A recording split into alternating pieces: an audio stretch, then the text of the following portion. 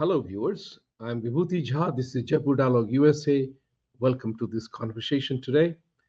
Just as always, please like, subscribe, and support our channel and give your feedback. Any which way you want, good, bad, or ugly, we welcome it. But make it a feedback, not a commentary. You know what the meaning of feedback is, okay? Think about it. So today I wanted to talk to you about a very tragic, disgusting, shameful killing, beheading of a young Indian. I would say he's a 50-year young Indian, Chandra. Question came about. It happened soon on the heels of Charlie Kirk killing and that poor, unfortunate refugee from Ukraine, the young lady who was killed in the train. While the other two gathered national attention in America, Indian Chandra's killing did not. Somebody said, oh, he was just an ordinary human, an Indian to boot, and it didn't matter. But I was enraged. I was enraged when I saw the video that Chandra Nagamalaya, a man from Andhra, and remember, Chandra Nagamalaya was from Andhra, but it could have been any Chandra.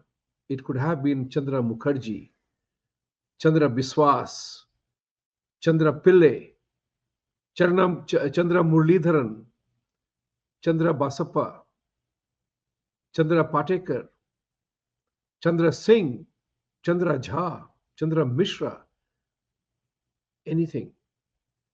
The question is, was he a Hindu, Indian, or a Telugu? This is what is important for us to bear in mind. And why I'm saying this today is that there have been many killings of Indians here.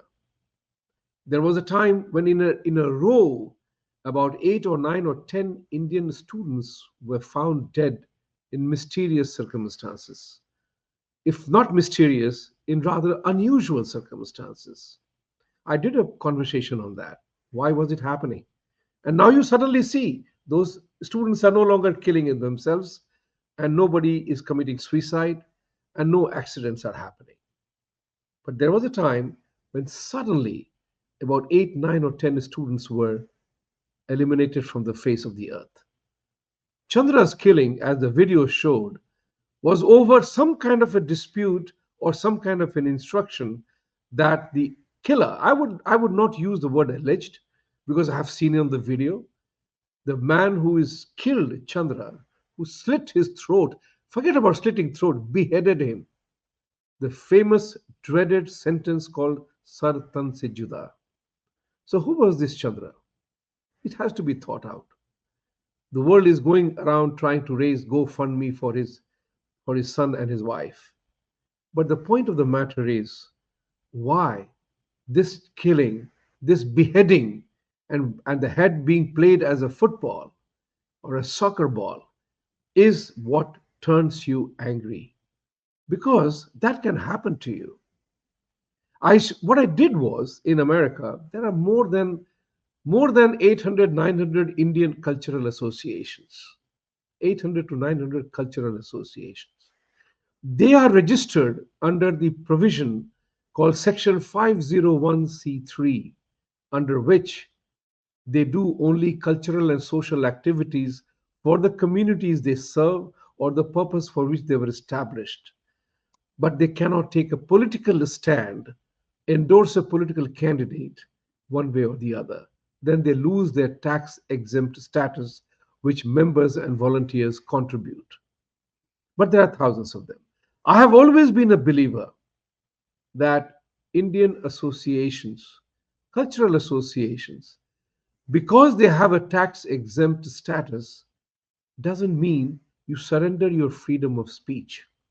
And here is what is important. So when I wrote to whole lot of them during my yesterday's when I did that on WhatsApp groups. When I did that, I told them that should we not, as collective, contribute to this messaging? Should we not condemn this outright? So the question here is, I got very fabulous responses. Many people said that this particular incident, as I said, does not, to condemning this act does not qualify as an act of political positioning. And I checked with my attorney and an accountant that condemning this act would not tantamount to violation of their tax exempt status. Very interesting responses I got. People complimented me for taking this initiative. And I shared this with people in India as well, because I wanted you and us Indians, to get enraged and angry. Because there comes a point in time you cannot tolerate a murder heaped on you. So the point of the matter here is the responses I got was very interesting.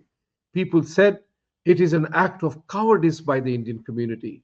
By the way, these are all Indians saying so. We are not even serious about it. All we want is to take pictures with politicians.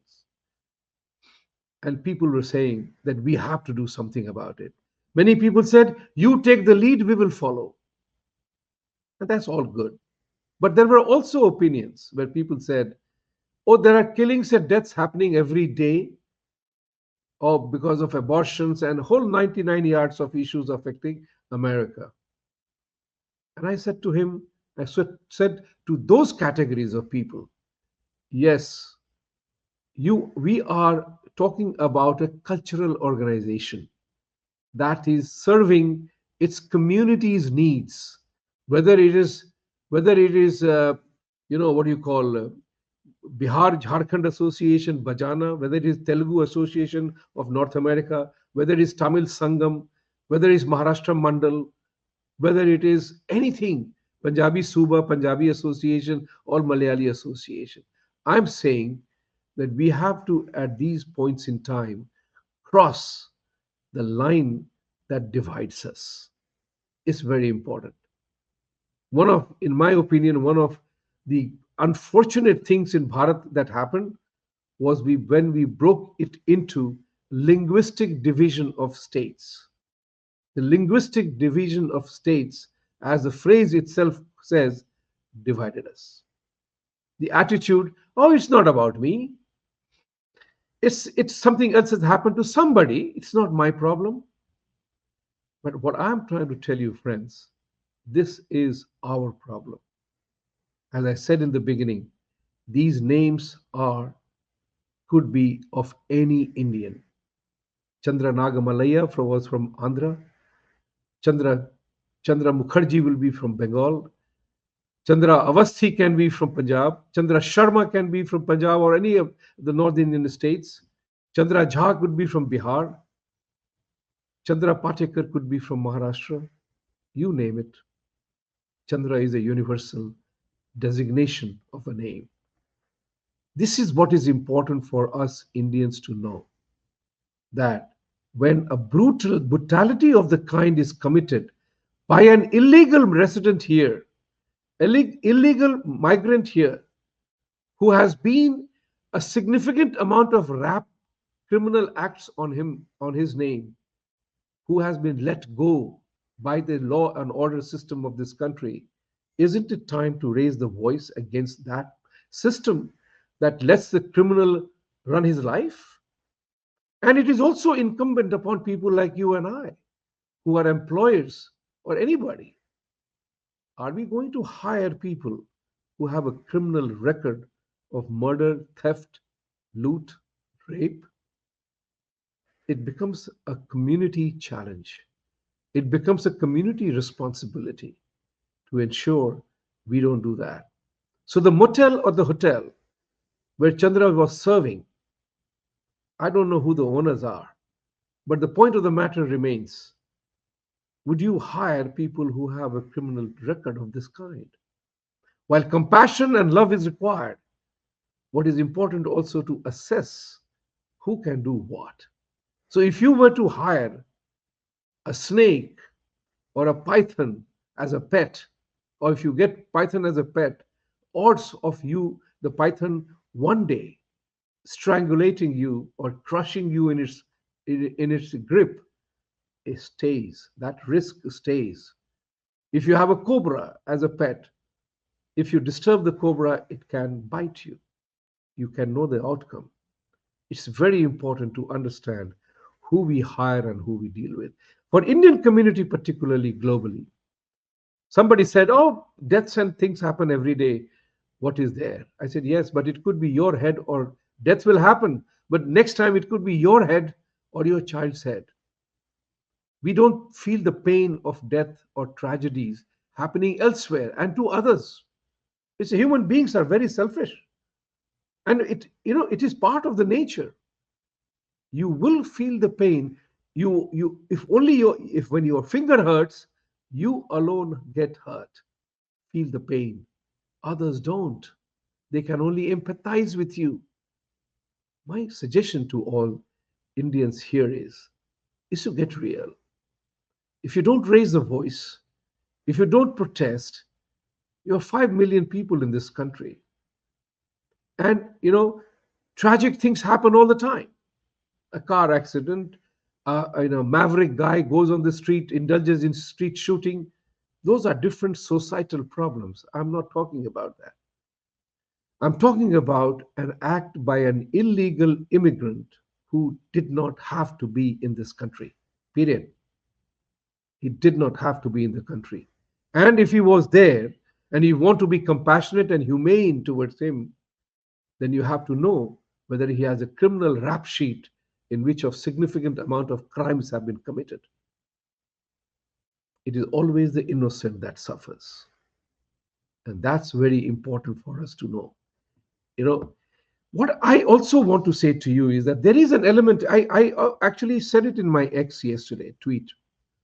I was shocked that not a single Indian American congressman had issued a public statement condemning this until Congressman Ro Khanna said something much later. But his words were also very cleverly parsed, in which he didn't want to attribute blame to things or the way they were. You know what is important here? The politics of vote bank. Indians as a vote bank do not matter. We are 5 million people, we live in a particular community, and we stay here. But, you know, we feel that our votes don't count, don't matter. And as a result of which, we are totally disengaged from the political and social process of this country. It's only now that people are getting active for one reason or the other. My suggestion to everybody is get real, get active, get involved. If you do not say something, it doesn't get heard. One gentleman, very respectable gentleman, he said, just because we do not speak or condemn the such acts doesn't mean we are not maintaining a solemn sadness. I said, if you don't say something, you don't get heard. What is important for us to bear in mind that if you feel something, speak up. It's only when you speak up then people listen to you. This is what is important.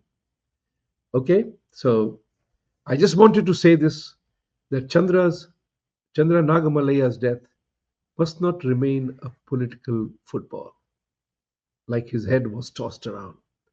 We Indians cannot allow ourselves to be a political football, whether it's in America or India or anywhere in the world. As the saying goes, Satyameva Jayate, for truth, you got to stand up and fight for it. Thank you very much. Namaste.